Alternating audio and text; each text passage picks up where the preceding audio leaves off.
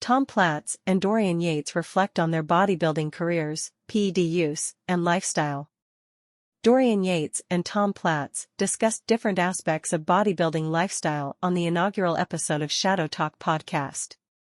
Bodybuilding legends Tom Platz and Dorian Yates rekindled their memories of the golden days of their bodybuilding careers during the inaugural episode of the Shadow Talk podcast.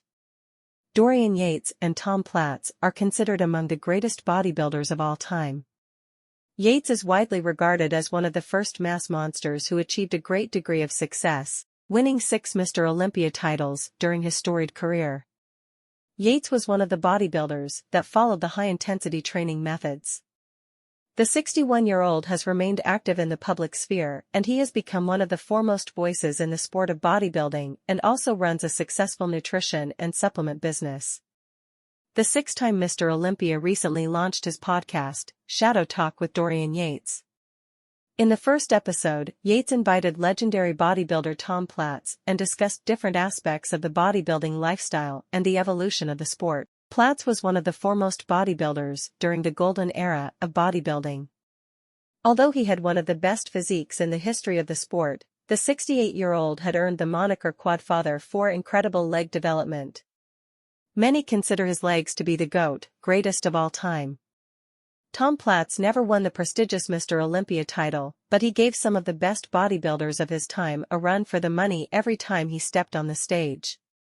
Dorian Yates and Tom Platz discuss evolution of bodybuilding, salt water and the tans. Tom Platz reveals his steroid dosage at the peak of his bodybuilding career. Performance-enhancing drugs, PEDs, have become an integral part of the bodybuilding industry to enable bodybuilders to grow beyond their natural potential. However, their use dates as far back as the 1960s. Dorian Yates pointed out that the first Mr. Olympia, Larry Scott, admitted to having used dianabol, methandienone. Platz chimed in with his, "I've read Steve Reeves, touched a little bit of D. I don't know that for a fact, I don't." The veteran bodybuilders discussed the increasing influence of PEDs on the bodybuilding lifestyle, as Yates noted that most young people are seemingly more interested in knowing a person's steroid cycles than their training methods or lifting techniques.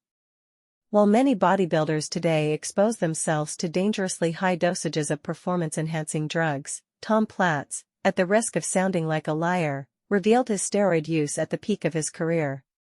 "In between contests, I would try something that was more stronger like Durabolin. I didn't respond well to high androgens. For every Olympia, I laid in the sun for 3 hours a day, okay?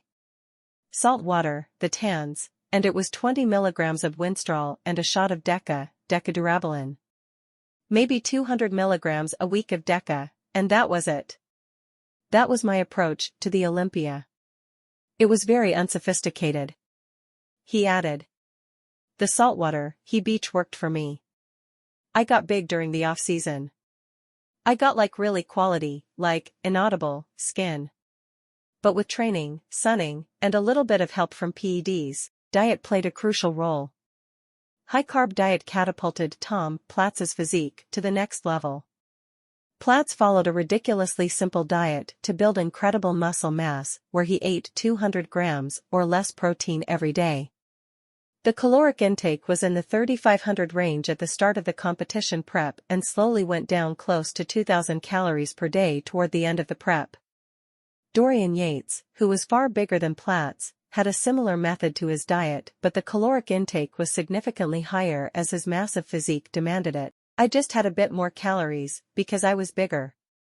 I'd start at around 4,000 and end up around 3,000 and drop the carbs to maybe 400, maybe drop down to 300. Back in the day, a low-carb diet was a norm, but it didn't work too well for Tom Platz, and he never tried to force it upon himself to follow a low-carb or zero-carb diet.